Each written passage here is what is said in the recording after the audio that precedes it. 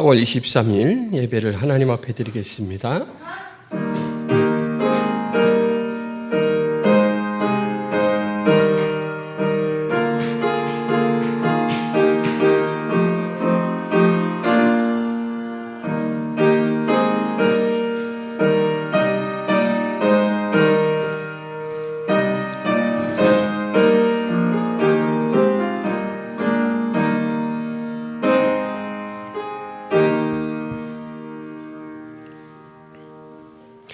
사랑이 무한하신 하나님 아버지, 오늘도 주님께서 부르시는 사랑의 음성을 듣고 주 앞에 나와 경배와 찬양으로 영광을 돌려오니 기쁘게 받아 주옵소서.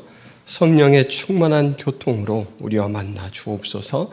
예수 그리스도의 이름으로 기도하옵나이다. 아멘.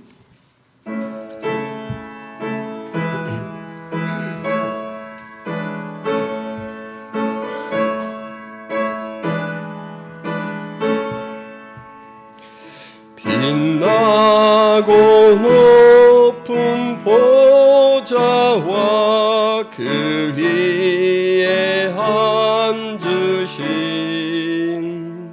주 예수 얼굴 영광이 해같이 빛나네. 해같이 빛나네. 지극히 높은 위엄과 한없는 자비를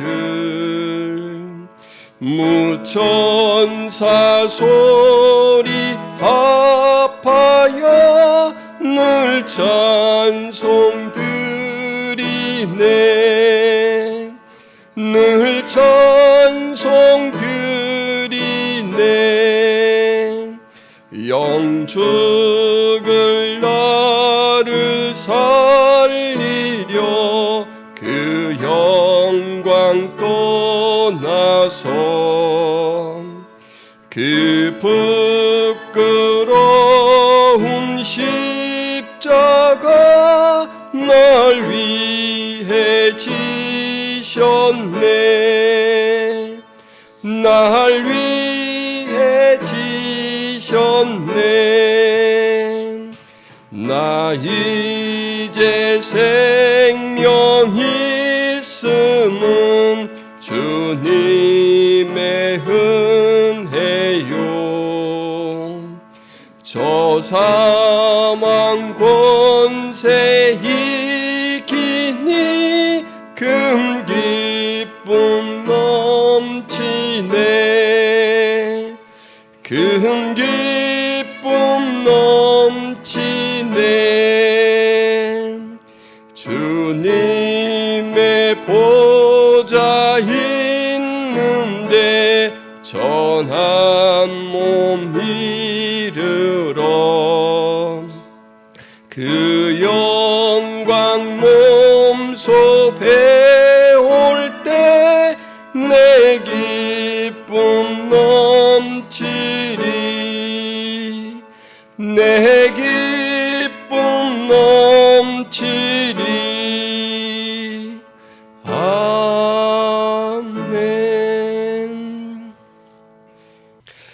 여호와는 나의 목자이시니 내게 부족함이 없으리로다. 그가 나를 푸른 풀밭에 누이시며 쉴만한 물가로 인도하시는도다. 내 영혼을 소생시키시고 자기 이름을 위하여 의의 길로 인도하시는도다. 내가 사망의 엄침한 골짜기로 다닐지라도 해를 두려워하지 않을 것은 주께서 나와 함께 하심이라. 주의 지팡이와 막대기가 나를 안위하시나이다.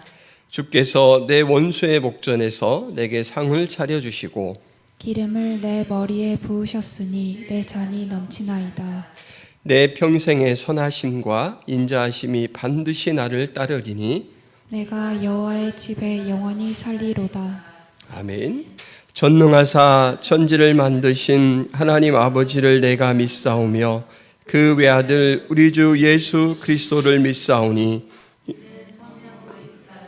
동정녀 마리아에게 나시고 본디오 빌라도에게 고난을 받으사 십자가에 못 박혀 죽으시고 장사한 지 사흘 만에 죽은 자 가운데서 다시 살아나시며 하늘에 오르사 전능하신 하나님 우편에 앉아 계시다가 저리로서 산자와 죽은 자를 심판하러 오시리라.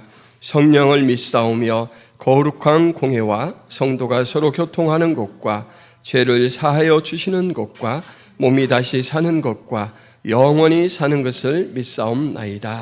아멘.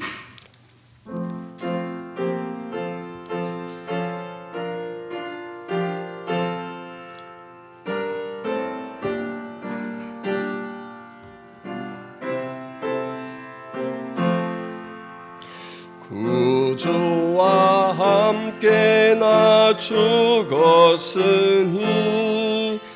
구주와 함께 나 살았도다. 영광의 그날에 이르도록 언제나 주만 바라봅니다.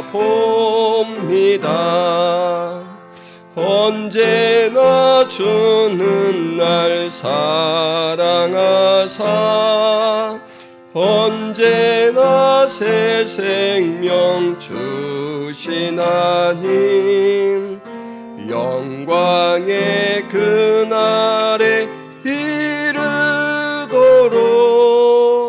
언제나 주만 바라봅니다.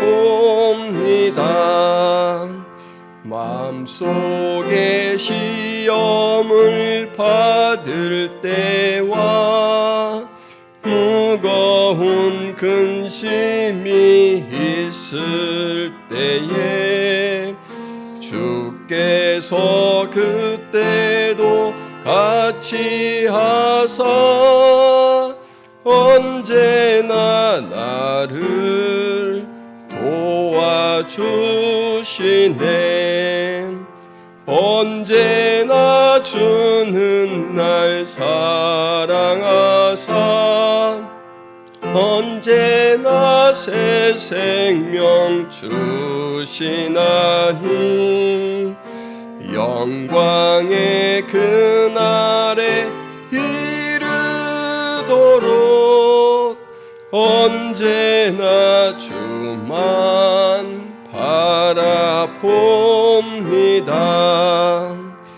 뼈 아픈 눈물을 흘릴 때와 쓰라린 마음으로 탄식할 때 주께서 그때도 같이 하사 언제나 나를 생각하시네. 언제나 주는 날 사랑하사 언제나 새 생명 주시나니 영광의 그날에 이르도록 언제나 주만 바라봅니다.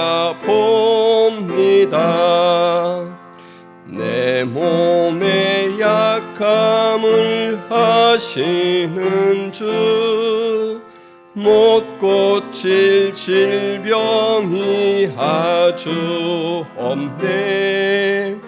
괴로운 날이나 기쁜 때나 언제나 나와 함께 계시네.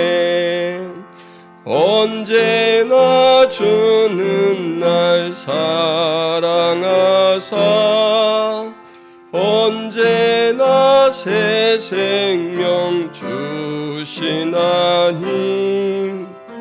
영광의 그날에 이르도록 언제나 주만 바라봅니다.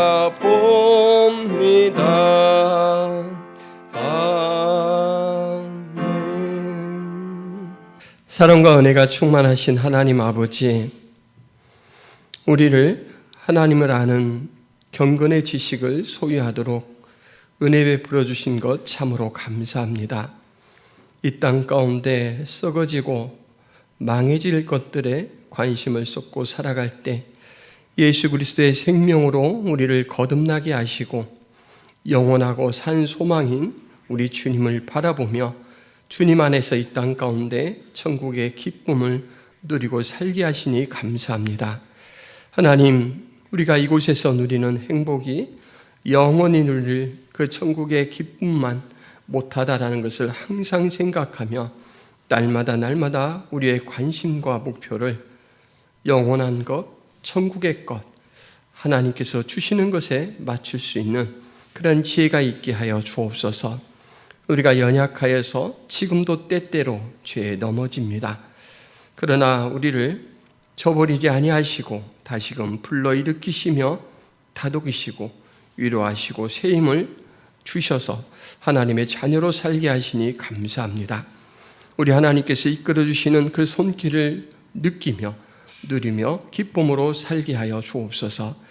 하나님, 저희가 예수 그리스도의 생명으로 하나 되어서 또 한 몸, 한 지체를 이루고 우리 주님 앞에 한 교회로 살게 하신 것 감사합니다. 이 김포 성화교회에서 친밀한 교제를 나누며 함께 성화되어 갈 수 있도록 도와주옵시고 우리의 심령이 주의 은혜로 말미암아 부흥되어 가는 그 은혜를 함께 누릴 수 있도록 도와주옵소서. 또한 복음을 가지고 하나님 나라를 확장하고 많은 생명들을 구원해 내라라고 말씀하신 그 사명을 우리가 공동체로 감당할 수 있도록 도와주옵소서. 하나님, 우리의 기도를 들으시는 하나님인 것을 알게 하시고 또 우리가 기도해야 될 여러 존재들, 대상들을 생각나게 하시고 만나게 하신 것 감사합니다. 기도 중보자로서 예수 그리스도께서 우리에게 주신 그 귀한 직분을 감당하며 다른 사람을 유익하게 하고 또 교회가 확장되어 가는 그 일에 섬김으로 쓰임받을 수 있도록 도와주옵소서. 하나님, 이번 주간에는 또 김포 성화교회 전교인 수련회가 계획되어 있습니다. 이 수련회를 통하여 영광받아 주옵시고 모든 성도들이 친밀한 교통 가운데 믿음이 성장되게 하시고 하나됨을 확인할 수 있도록 도와주옵소서. 특별히 복음을 들고 수고하는 선교사님들의 사역에 함께해 주셔서 그곳에 저들이 눈물로 뿌린 그 복음의 열매가 맺혀져서 현지 지도자들이 세워지게 하시고 기쁨으로 맡기고 이제 안식할 수 있는 선교사님들 되게 하여 주옵소서. 오늘도 우리의 예배를 기쁘게 받아주실 것을 믿사오며 예수 그리스도의 이름으로 기도하옵나이다. 아멘.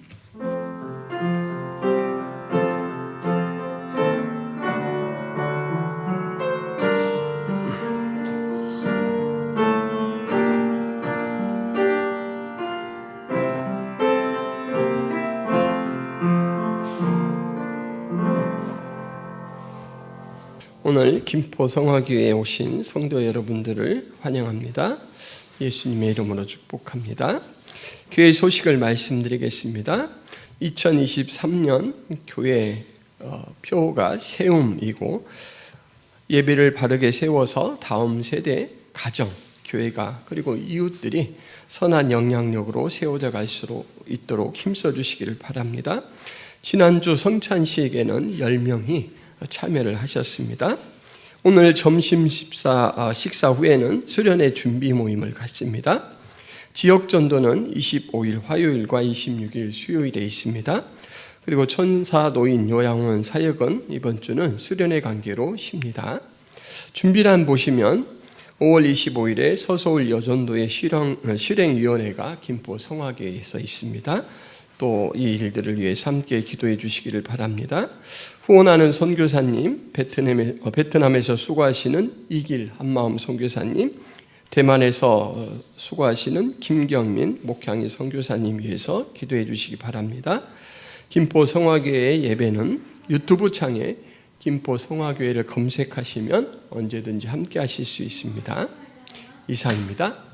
여호와께서 아브라함에게 이르시되 너는 너의 고향과 친척과 아버지의 집을 떠나 내가 내게 보여줄 땅으로 가라. 내가 너로 큰 민족을 이루고 내게 복을 주어 내 이름을 창대하게 하리니 너는 복이 될지라. 너를 축복하는 자에게는 내가 복을 내리고 너를 저주하는 자에게는 내가 저주하리니 땅의 모든 족속이 너로 말미암아 복을 얻을 것이라 하신지라. 이에 아브라함이 여호와의 말씀을 따라갔고 롯도 그와 함께 갔으며 아브라함이 하란을 떠날 때에 75세였더라. 아브라함이 그의 아내 사레와 조카 롯과 하란에서 모은 모든 소유와 얻은 사람들을 이끌고 가나안 땅으로 가려고 떠나서 마침내 가나안 땅에 들어갔더라. 아브라함이 그 땅을 지나 세겜 땅 모래 상수리 나무에 이르니 그때 가나안 사람이 그 땅에 거주하였더라. 여호와께서 아브라함에게 나타나 이르시되 내가 이 땅을 내 자손에게 주리라 하신지라. 자기에게 나타나신 여호와께 그가 그곳에서 제단을 쌓고 거기서 베델 동쪽 산으로 옮겨 장막을 치니 서쪽은 베델이요 동쪽은 아이라. 그가 그곳에서 여호와께 제단을 쌓고 여호와의 이름을 부르더니 점점 남방으로 옮겨갔더라. 아멘. 지난주에 자동차 보험 출동 서비스를 받았습니다. 차 배터리가 방전되었거든요. 연락하고 10분도 지나지 않았는데 기사분이 달려오셨습니다. 이 기사분이 문제를 해결하고 돌아간 시간은 단 2분이었습니다. 참 짧은 시간에 우리의 어려운 문제를 해결하고 돌아가시는 걸 보고 너무너무 감사하고 고마웠습니다. 중고차를 구매해서 그런지 벌써 3번째 방전입니다. 그런데 그때마다 전화 한 통만 이렇게 연락을 드리면 보험사에서 가까운 공업사 기사분들에게 연락을 하고 그분들은 순식간에 달려와서 그렇게 문제를 해결해주고 돌아가십니다. 여러분, 서비스를 받고 나면 바로 연락이 오는 거 아시죠? 바로 연락이 오는데 서비스에 만족했는지 서비스의 질은 어떠했는지 묻는 설문조사입니다. 그 전에 이런 설문조사가 오면 좀 긍정적으로 답해 주세요 라고 하는 기사분의 또 애교 문자가 먼저 오죠. 그런데 기사분들에게는 죄송한 일이지만 저는 모든 설문에 다 응하지는 못했습니다. 지금까지 방전으로 3번 이렇게 출동 서비스를 받았지만 최근에 있었던 지난주 이 설문에는 응하지 못했습니다. 너무 좀 바쁜 일들이 있어서 미루게 되고 아무래도 시간이 지나가면서 잊고 이제 지나치게 되죠. 관계에는 늘 우선순위가 있게 마련입니다. 차가 멈춰서 움직이지 못할 때 전화를 요청하고 이제 고침을 받기 위해서 기다릴 때는 그 기다림이 가장 우선순위가 되지만 그 일이 해결되고 나면 그것은 이제 돌발적으로 생긴 일이고 제가 가지고 있었던 중요한 사안들 때문에 바삐 움직이게 되죠. 그래서 사람은 수많은 관계 속에 살아가게 되는데 그 관계에서 어떤 관계를 우선시 삼을 것인가 이것을 늘 고민하며 살 수밖에 없죠. 오늘 본문 말씀은 그와 좀 연결되어서 이렇게 살펴볼 필요가 있는 본문입니다. 창세기 12장 1절에 하나님께서 아브라함에게 어느 날 이런 지시를 하십니다. 너는 너의 고향과 친척과 아버지의 집을 떠나 내가 내게 보여줄 땅으로 가라. 여러분, 이 말씀을 읽다 보면 왠지 모르게 불필요한 중복이 있는 거 아닌가 이렇게 생각할 때가 있습니다. 여러분, 고향을 떠나면 그 고향에서 살고 있는 이 지역의 친척들 그리고 아버지의 집에서 멀어지는 것은 당연하죠. 그런데 굳이 친척과 아버지의 집을 이렇게 또 열거해 놓는 것일까? 필요 없는 사족 같아 보일 때가 있습니다. 그런데 조금 더 주의해서 보면 여기에는 심오한 뜻이 있습니다. 여러분, 친척은 한 조상으로부터 태어난 사람들이고 아버지의 집은 가장 가까운 혈족을 가리킵니다. 하나님이 아브라함에게 친척과 아버지의 집을 떠나라 라는 것은 바로 그 가까운 친척 그리고 혈족이라는 관계를 떠나라 라는 말입니다. 고향이라는 공간에서 너는 분리되어야 한다라는 요구가 이제 첫 번째 고향을 떠나라라는 말에서 제시가 되었다면 친척과 아버지의 집에 대한 제시는 그동안 네가 맺고 있던 이 관계에서도 너는 분리되어야 된다라는 것이죠. 여러분, 고대 유목민들은 목초지와 수원지를 따라서 자유롭게 이동을 하며 살았던 사람들이죠. 그런데 이 사람들은 이동할 때마다 자신의 모든 재산을 다 가지고 가게 되죠. 양떼들, 소떼들, 그리고 이제 그동안 모아놓았던 금은 패물들도 다 짊어지고 다닙니다. 그래서 이 유목민이 이동한다라고 할 때 종종 약탈자들에게는 아주 좋은 공격 대상으로 이렇게 인식이 되죠. 성공만 하면 한몫 잡을 수 있다 이렇게 생각을 해서 유목민들이 공격을 받기가 쉬운데, 그렇기 때문에 유목민들은 어떻게 대비를 하냐면 같은 혈연 공동체끼리 똘똘 뭉쳐 살죠. 평상시에는 깊은 유대를 나누며 지내다가 외부로부터 이런 위험, 공격이 닥치면 생존을 위해서 그야말로 목숨을 걸고 싸우는 군사 공동체가 됩니다. 우리 창세기 14장에 보면 아브라함이 롯을 그렇게 구출하는 장면이 나옵니다. 집에서 길리운 가병들을 이끌고 네 왕이 연합해서 움직이는 아주 큰 군대를 아브라함은 목숨을 걸고 가서 쳐서 이제 롯과 그 가족들을 구해내냅니다. 그러므로 이 고대 유목민들에게 친척과 가족은 삶의 기반이자 공동 보호막과 같은 아주 친밀한 관계, 뗄래야 뗄 수 없는 그런 관계입니다. 그러므로 오늘 하나님께서 아브라함에게 친척과 아버지의 집을 떠나 나를 따르라 라는 명령은 상당히 아주 무게가 있는 명령이고, 일반 사람들이 참 그 명령을 따르기에 주저할 만한 그런 명령이죠. 그동안 생명과 안전을 위해 의지하던 신뢰 대상을 바꾸라라는 요구입니다. 이곳을 떠난다고 불안해하지 말아라. 내가 너와 함께하겠다. 혈연 공동체를 통해 가졌던 안전과 안정을 이제부터는 내가 보장해 줄 것이다. 나를 믿고 그들로부터 분리될 각오가 되어 있느냐라는 말씀이죠. 여러분, 오늘 말씀에서 아브라함은 과감한 행동으로 응답했습니다. 가족과 소유 모두를 이끌고 고향과 친척과 아버지의 집을 떠납니다. 뒤에 아무것도 남겨놓지 않고 떠나는 것으로 보아서 아브라함은 다시 돌아올 가능성에 대해서는 전혀 생각하고 있지 않는 것 같습니다. 비폭력 시위로 유명한 인도의 간디가 이런 말을 남겼습니다. 여러분 한번 따라해 보세요. 행동은 우선순위를 표현한다. 네, 아브라함은 하나님 명령에 행동했습니다. 그 말은 하나님의 명령을 아브라함은 다른 모든 관계보다 우선한다라는 것을 표현했다라는 거죠.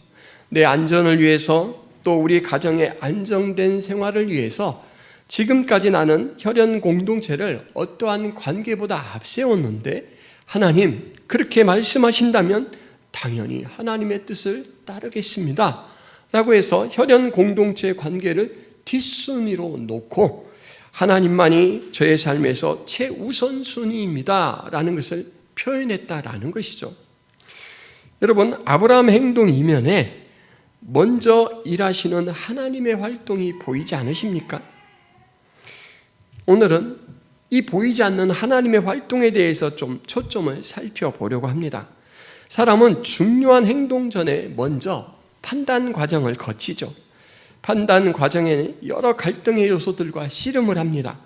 필요관계, 의미관계, 손익관계, 만족도 등 여러 가지 것들을 고려해서 따져보고 행동을 정하고 이제 행동을 하게 되는 것이죠. 이때 대상에 대한 정보와 경험은 판단을 빠르고 쉽게 만드는 중요한 요인이 됩니다. 여러분, 청혼을 한번 예로 들어볼까요? 청혼은 나만을 위한 사람이 되어줄 수 있겠느냐라는 결정을 묻는 것입니다. 그러므로 아무에게나 청혼을 할 수 없는 것이죠. 나를 알고 있는 사람, 그리고 이제 그 답을 적어도 망설일 수 있는 관계 있는 사람에게 하게 되는 것이죠. 청혼에 긍정적으로 답한다라는 것은 이제는 다른 사람을 만나볼 그 미래의 가능성을 다 버리고 나는 당신에게 나의 모든 것을 걸고 당신과 삶을 함께 하겠습니다 라는 결정인 것이죠. 이때 둘 사이에 중요하게 작용하는 것이 무엇이냐면 바로 그동안 만남을 통해 보여주었던 신뢰입니다. 청혼자는 자신의 신뢰를 근거로 청원을 넣는 것이고, 청혼을 받는 사람은 과거의 신뢰를 담보로 미래를 어떻게 선택해야 하는지 기로에 서서 그것을 신중하게 결정하는 것이죠. 그러므로 여러분, 중요한 어떤 행동이 나왔다라는 것은 그것이 거론되었던 또는 보여지든 보여지지 않던지 간에 중요한 판단 과정이 있었고 아주 상당한 내용이 그 안에는 내재되었다라는 것을 생각해 볼 수가 있죠. 성경은 아브라함이 하나님의 요구에 순종으로 반응한 이유나 계기에 대해서 침묵합니다. 그렇지만 아브라함의 행동을 통해 우리는 아브라함의 마음을 짐작할 수 있죠. 하나님이 아브라함에게는 분명한 우선순위가 될 만큼 하나님에 대해서 아브라함은 절대적인 신뢰를 가지고 있었다라는 것이죠. 여러분, 신뢰의 요인은 참 많습니다. 오랫동안 교제를 나눈 사람들에게서는 시기적절한 한 번의 웃음이 신뢰를 강화하는 데 크게 작용할 수도 있습니다. 아주 든든한 뒷모습이 또 신뢰를 확인하고 확정하는 그런 모습일 수도 있죠. 아주 위기의 순간에 내리는 정확한 판단을 보고도 신뢰를 가질 수 있고, 또 어떤 일에 대해서 실행력 있는 모습을 보고 내 삶을 맡길 수 있다라고 신뢰할 수도 있습니다. 제 이야기를 하나 하겠습니다. 여러분, 우리 어르신들 학교 다니실 때 장학사가 학교에 시차로 오는 경우가 종종 있었죠. 그러면 장학사가 오는 전날에 거의 모든 반 종례가 비슷합니다. 여러분, 내일이 장학사님 시차로 오시는 날인 거 알죠? 그럼 이제 네! 그러면 손톱 발톱 꼭 깎고 오세요. 남학생들 특히 양말 신고 오세요. 이러죠. 그리고 일어서려고 하는 이 반 학생들에게 담임 선생님이 이렇게 또 질문하죠. 여러분, 오늘 집에 가자마자 해야 될 일이 뭐죠? 뭘까요? 교복을 빠는 일이죠. 그 당시에 교복은 단벌이라 이제 다음날 장학사님에게 깨끗한 의복으로 이렇게 보이려면 빨리 가서 교복을 빨아 말려야 되겠죠. 선생님이 떠나는 학생들에게 여러분, 선생님은 여러분들이 잘 협조해 주리라 믿습니다. 이렇게 이야기를 해요. 그래서 선생님의 믿음에 부응하기 위해서 집에 오자마자 어머니에게 그 상황을 전달하죠. 어머니, 내일 장학사님 오시는 날이라 교복 빨아 입고 가야 해요. 그럼 어머니가 알았다 이렇게 대답을 하셔요. 그런데 너무 대답이 짧고 지금 당장 빨래를 하기 움직이지 않으셔요. 그래서 어머니를 이제 보면서 어머니가 건성으로 들으셨나? 이렇게 생각을 해요. 아니나 다를까? 저녁을 먹고 한참 시간이 지났는데도 여전히 빨래통에 교복이 있습니다. 깜짝 놀라서 어머니에게 좀 다그치면서 여쭙죠. 어머니, 지금 빨아도 교복이 마를까요? 여러분, 밤 9시에 교복을 빨아야 돼요. 근데 또 어머니가 대수롭지 않게 이야기를 해요. 발가벗게 학교 보내지 않을 거니까 걱정하지 말어. 세상에 햇볕도 없고 시간도 없는 이때에 어머니는 무엇을 믿고 이렇게 장담을 하실까요? 할 수 없이 제가 할 수 있는 일이 없어서 잠자리에 들었다가 미심쩍은 불안한 마음 때문에 다음날 아침 일찍 눈이 떠졌습니다. 빛의 속도로 빨랫줄로 달려갔죠. 여러분, 빨랫줄을 딱 보는 순간 그럴 줄 알았어 하는 마음이 싹 드는 거예요. 빨래가 없습니다. 그래서 이제 볼멘 소리로 어머니께 항변하기 위해서 부엌문을 열고 어머니, 안 빠셨어요 빨래 하는데 연기가 자욱하고 아침밥을 짓느라 부엌에서는 옛날에 이렇게 나무를 떼서 밥을 짓잖아요. 연기가 자욱하고 또 솥에서 나온 김 때문에 아주 뿌여서 어머니 얼굴이 보이지 않아요. 그런데 언뜻 가마솥 뚜껑 위에 아주 그냥 대자로 이 따뜻한 기운에 노곤노곤해진 저의 교복이 저에게 이렇게 인사를 해요. 어이 친구, 일어났어? 난 여기 있네. 여러분, 제가 마른 교복을 받아 입으면서 다시는 어머니의 능력을 시험하지 않으리라, 의심하지 않으리라 라고 다짐을 했습니다. 어머니에게는 가마솥이라는 비밀이 있었던 것입니다. 그래서 저는 이 사건 이후에 어머니에 대해서 많이 더 신뢰감을 갖게 됐습니다. 햇볕도 없고 깜깜한 밤이라 빨래가 마르지 않는데 아들은 자꾸 다그치죠. 어머니 빨래가 마를까요? 왜 안 빠세요? 근데 어머니는 그건 이 밤에 해결될 일이 아니고 내일 아침 가마솥에서 해결할 일이다, 이걸 아시죠? 설명을 하지 않지만 아들에 대해서 충분한 배려를 하고 있었고 또 놓치지 않고 꼭 해야 될 때 적절하게 하셔서 아들을 정말 발가벗기지 않고 학교에 보내주셨습니다.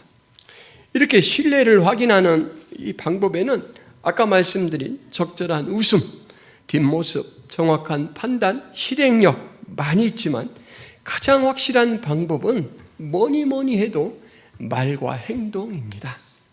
여러분, 아브라함이 하나님의 명령에 대해서 하나님이 저의 최고 우선순위입니다 라고 즉각적으로 반응했다라는 것은 아브라함이 그런 관계를 하나님과 충분히 나눴다라는 걸 짐작할 수가 있고, 그 관계가 아브라함에게는 아주 지대하게 좋은 쪽으로 긍정적으로 영향력을 미쳤다라는 것을 짐작할 수가 있죠.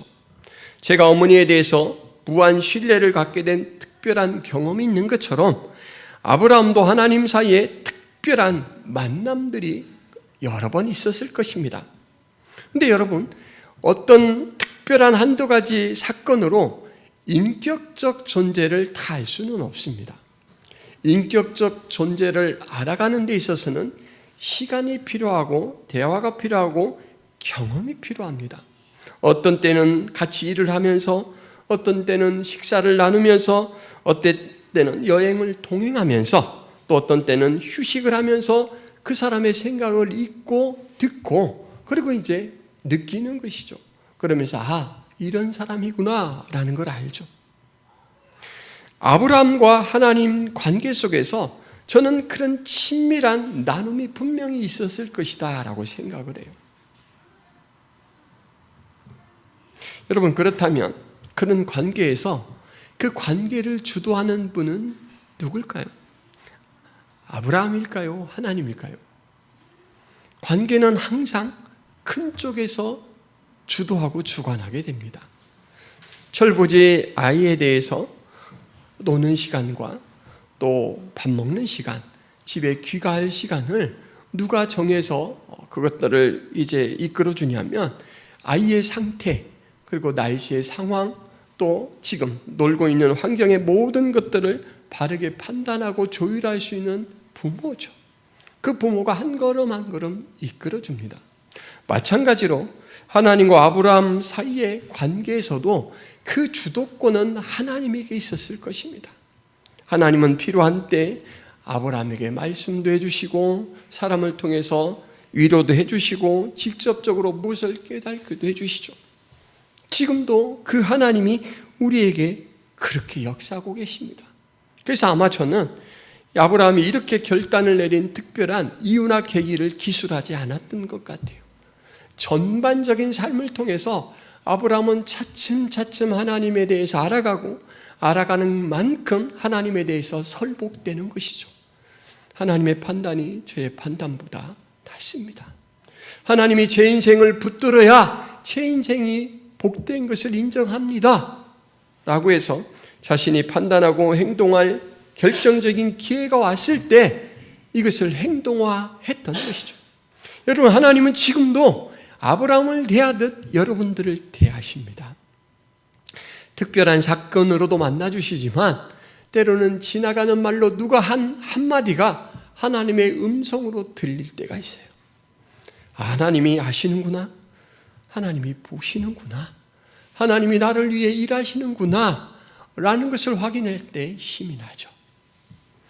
아브라함에게 하나님이 이전 삶을 떠나 하나님이 예비하시는 삶으로 오라라는 지시는 한 문장이었습니다. 여러분 1절 말씀 보세요. 여호와께서 아브라함에게 이르시되 너는 너의 고향과 친척과 아버지의 집을 떠나 내가 내게 보여줄 땅으로 가라. 한 문장이었는데 이어서 하나님이 아브라함에게 행하실 일에 대해서 하시는 말씀은 깁니다. 2절 3절 말씀 한번 보세요.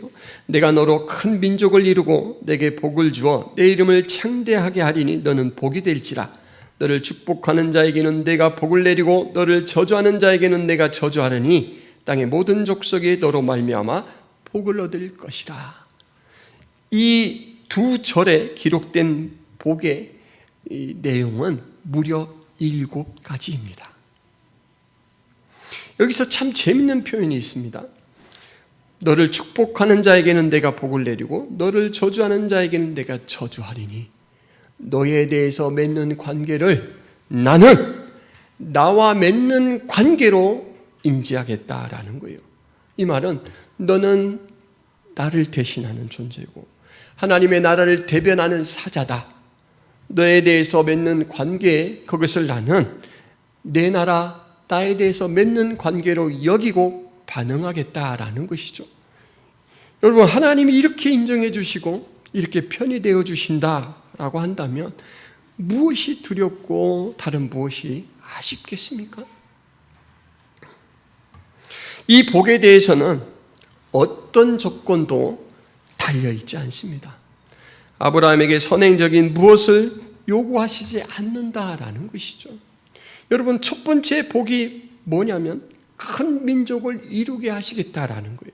너는 큰 민족의 조상이 될 것이다 라는 겁니다. 그런데 이 크다라는 말은 아주 포괄적인 의미가 있습니다. 양이 많다라는 의미, 그리고 규모가 크다라는 의미가 있습니다. 그런데 그와 함께 어떤 의미가 있냐면 존귀하다라는 의미가 있습니다. 하나님께서 축복하셔서 양적으로도 크고 규모적으로도 어떤 나라보다 위대한 나라가 될 거지만 그 속성적 특징은 존귀함이다라는 거예요. 여러분, 크다라는 말은 나를 따르기 위해서 너는 이 공간에서 분리돼야 되고 이 혈맹 관계에서 분리돼야 된다. 분리는 나눠지는 것이잖아요. 작아지는 것입니다. 그런데 하나님께서는 오히려 그것을 커짐으로 쓰시겠다라고 이야기를 해 주십니다. 하나님이 주도하시기 때문에 반드시 성사될 일이죠. 여기에 기록된 복은 궁극적으로 아브라함 안에서 날자, 즉 그의 후손으로 오실 그리스도로 인해서 받을 복입니다. 3절에 땅의 모든 족속이 너로 말미암아 복을 얻을 것이니라 라고 할 때 말미암다라는 말은 너로 인하여 라고 해석할 수도 있지만 내 안에라는 말로도 해석을 할 수가 있습니다. 그래서 이것은 아브라함 개인에게 대한 복이기도 하지만 하나님께서 그 아브라함의 삶을 통해서 이끌어 가실 하나님의 큰 계획에 대한 이제 계시이기도 하다라는 것이죠. 여러분, 하나님께서 주도하셔서 설복시키시고 우리의 상태가 아니라 하나님의 선한 뜻으로 우리를 복되게 만들어 가시는 이 하나님의 활동을 지금도 생생하게 살아계신 하나님으로 역사를 주관하시는 모습으로 하고 있다라는 것을 확인할 때 우리는 자신도 모르게 입에서 감격 속의 찬양이 터져 나오게 되죠. 주 하나님께서 나를 일하고 계시다. 주 하나님께서 나에게 관심을 가지고 살펴보고 계시다라는 것. 여러분, 가나안 땅에 도착을 했습니다.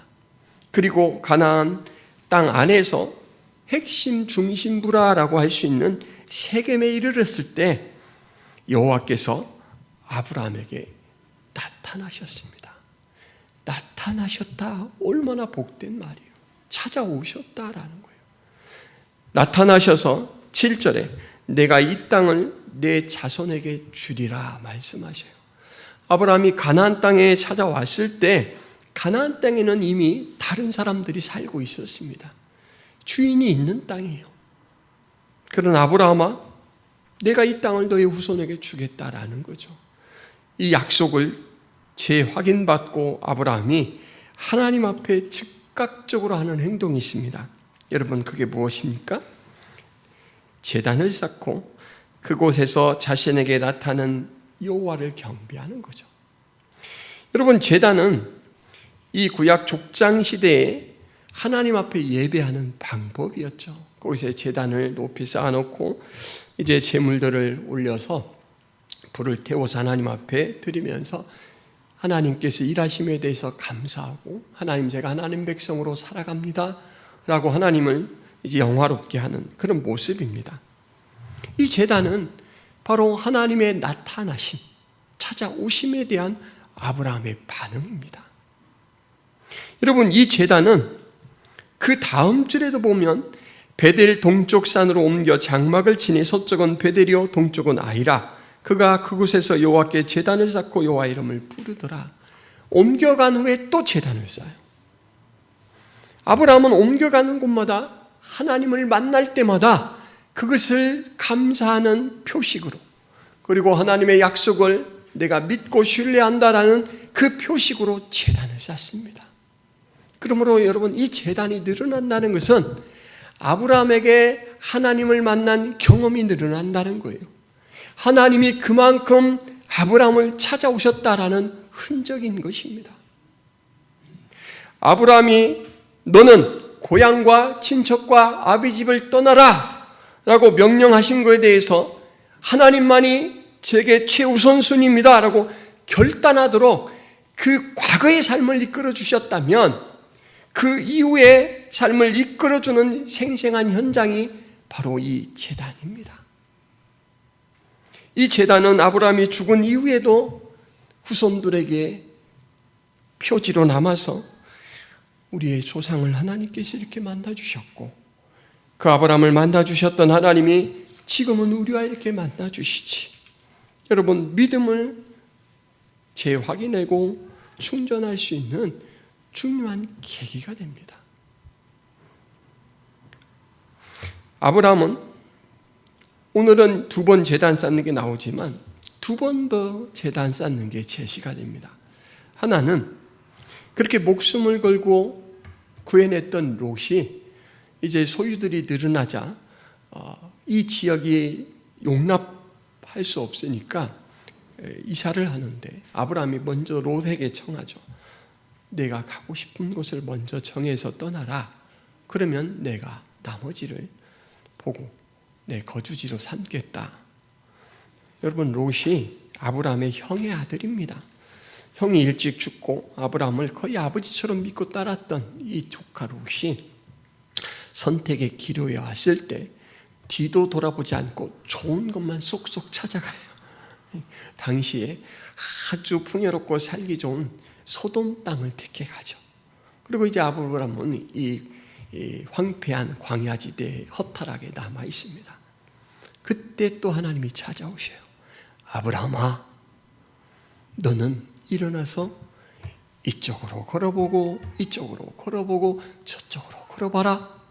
내가 밟는 모든 땅을 너와 내 후손에게 주리라. 이 약속의 말씀을 듣고 그렇게 걸어보고 난 다음에 아브라함이 그곳에 또 제단을 쌓습니다. 그러니까 아브라함의 제단은 항상 하나님의 약속과 묶여 있어요.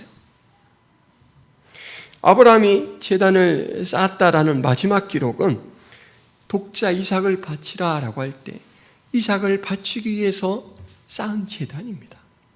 여러분, 이삭을 바치려고 할 때 중요한 진술이 나오는데, 종에게 함께 가다가 일정 거리는 이삭과 아브라함만 여행을 하는데 그때 뭐라고 하냐면 내가 저와 함께 돌아오리라. 하나님 앞에 바쳐서 시체로 두고 오는 것이 아니라 저와 함께 산자로 돌아올 것이다 라는 부활의 신앙을 고백합니다.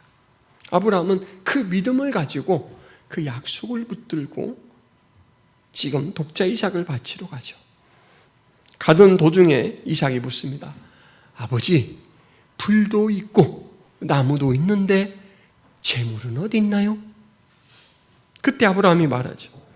여호와께서 그 재물은 마련해 주실 것이다. 네가 재물이야 하지 않았어요. 네가 재물이야 하지 않고 여호와께서 준비해 주실 것이다. 이렇게 말하죠. 여러분, 우리는 위기 상황에 닥치면 다 그 면만 보고 나는 망했다, 나는 갇혔다, 나는 끝났다 이렇게 생각할 때도 있습니다. 그러나 하나님은 무슨 소리야? 내가 너를 얼마나 귀하게 여기는데, 내가 내 삶을 인도하고 있는데 왜 내 삶이 끝인 것이냐? 너는 복되고 복되고 복되며 그 복이 될 존재다 라고 이렇게 말씀하시죠. 8절에 제단을 쌓았다라는 말과 연결된 한마디 덧붙이는 말이 있습니다. 여호와 이름을 부르더니라는 말씀이에요. 이 말은 히브리 말로 카라인데 이것은 도구를 나타내는 전치사 빼라는 말을 이제 함께 넣어서 표기되어 있습니다. 아이크라 빼셴 에흐와라는 말인데 이것은 여호와의 이름을 가지고 불렀다라는 말입니다. 우리말로는 그냥 여호와 이름을 이렇게 불렀다라고 표기가 되어 있는데 가지고라는 이제 이 방법, 도구로 쓰이고 있다라는 것을 나타낸 말이죠. 의역을 하자면 이렇습니다. 아브라함은 기도할 때 여호와의 이름을 사용했다라는 말입니다. 아브라함을 하나님이 어떻게 이끄시나 보세요.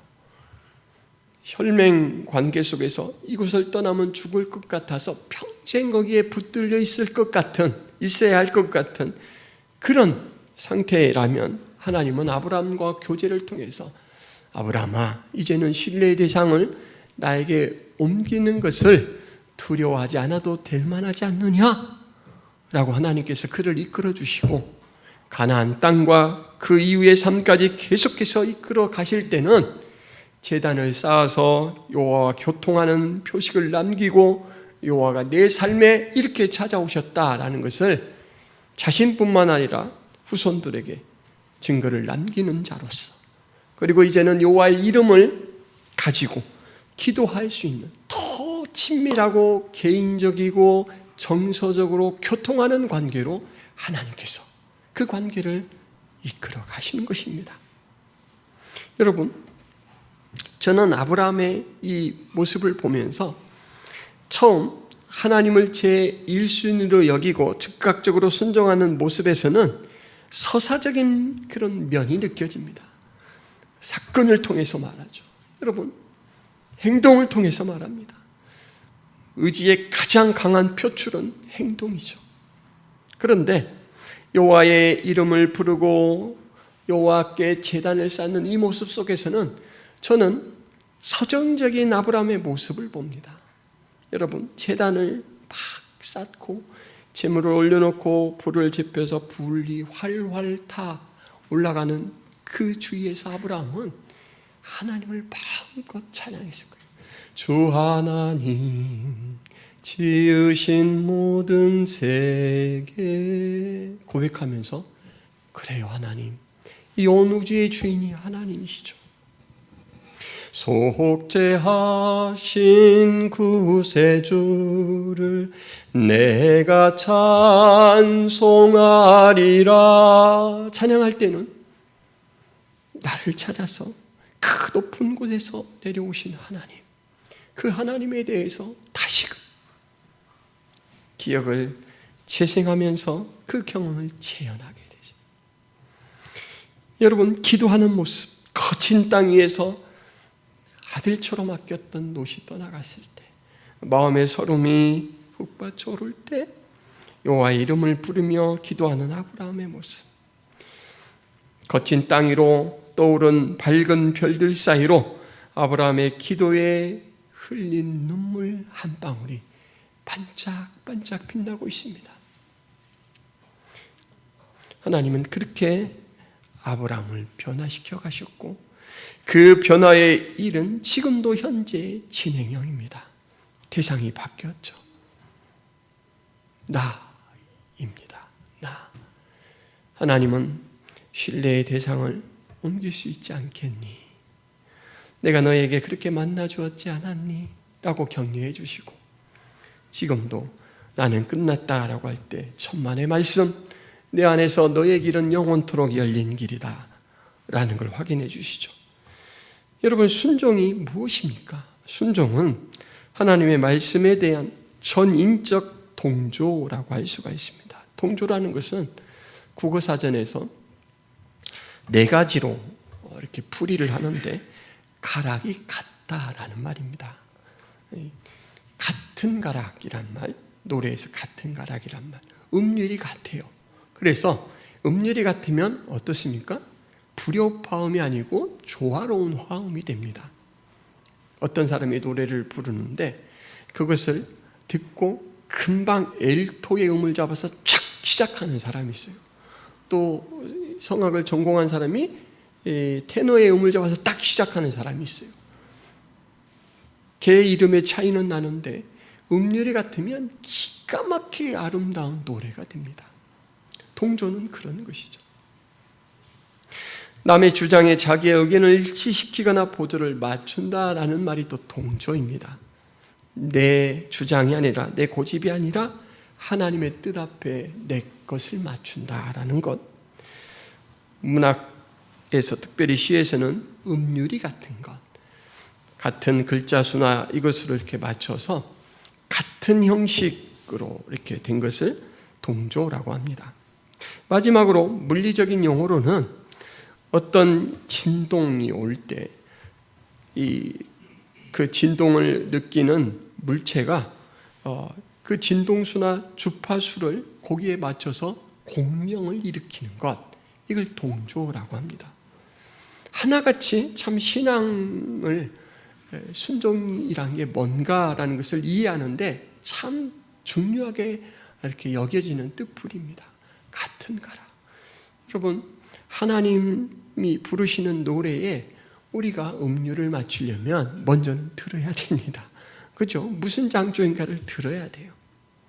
하나님은 아브라함에게 충분히 듣게 하셨고 요구하셨죠. 아브라함아, 이제는 신뢰의 대상을 나에게 옮기고 쫓아오도록 해라. 그리고는 약속을 뜨지 않도록 매번 적절한 때에 보여주시고 맞춰주심으로 인해서 아브라함아, 영원한 것에 목표를 두고 살아야 된다 라는 것을 확인시켜 줍니다. 아브라함이 하나님의 음성을 듣고 그 진동을 느끼며 공명하는 삶을 살았죠. 여러분에게도 이렇게 공명하는 은혜가 있기를 바랍니다. 순종은 억지로 하는 게 아니고 설복되어서 감격해서 하는 것이죠. 그러므로 순종은 그 어떤 것보다도 기쁜 게 됩니다. 여러분, 크게 되는 것과 이름이 창대하게 되는 것, 이것은 앞장 11장에 바벨탑 건설한 세대가 꿈꾸던 야망이었습니다. 그러나 그들은 실패했고, 실패의 원인이 무엇인지 정확하게 드러나요. 그들은 그 탑을 하늘까지 닿게 쌓으려고 해요. 그리고 하나님을 배제하고 내 이름, 우리의 이름을 내차 우리가 하자라고 합니다. 그들은 아주 단순한 언어를 혼잡게 하는 개입을 통해서 그 도모가, 그 담합이 무산되죠. 그런데 오늘 하나님께서는 아브라함을 이끌고 그 내면부터 서서히 하나님을 계시함으로써 아브라함이 변화되는 삶을 통해서 그들이 꿈꾸던 그것을 하나님은 이루시겠다라고 해요.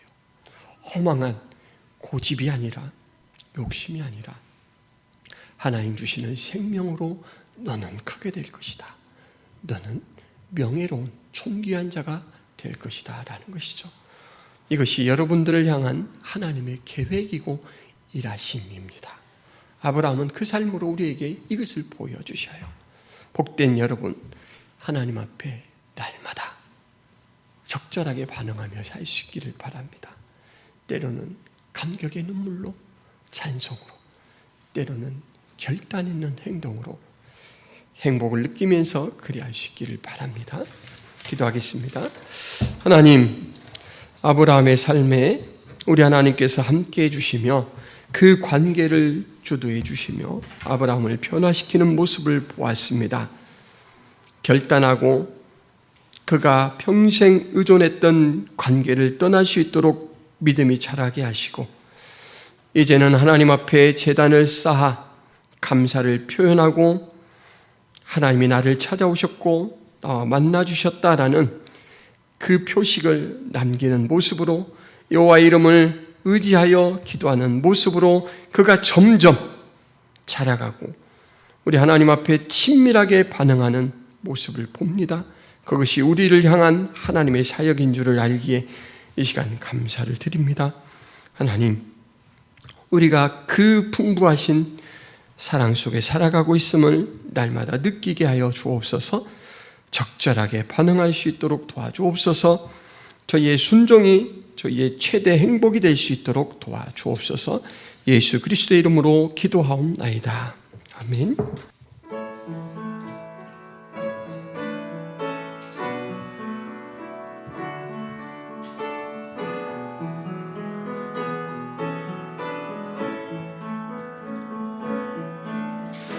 너의 하나님 여호와가 너의 가운데 계시니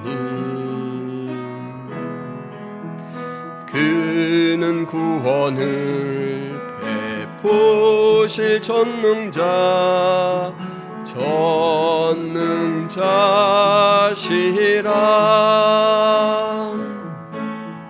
그가 너로 인하여 기쁨을 이기지 못하시며 너를 잠잠히 사랑하시며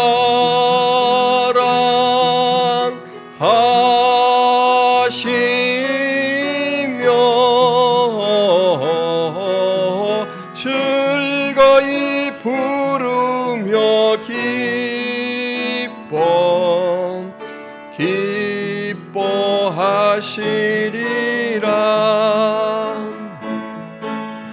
즐거이 부르며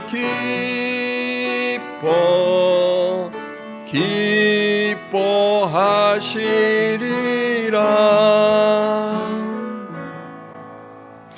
하나님 아버지, 주의 일하심을 느끼고 감사함으로 헌금을 드리며 고백합니다. 하나님, 우리는 주의 것이고 주님이 우리의 삶의 최우선순위입니다.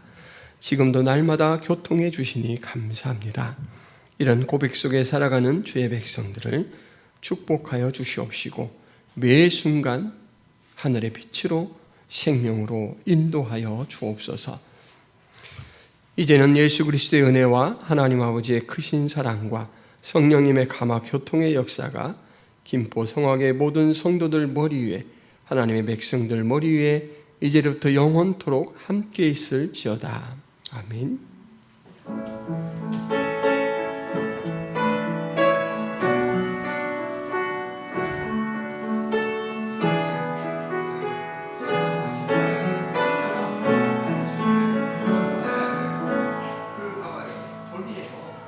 그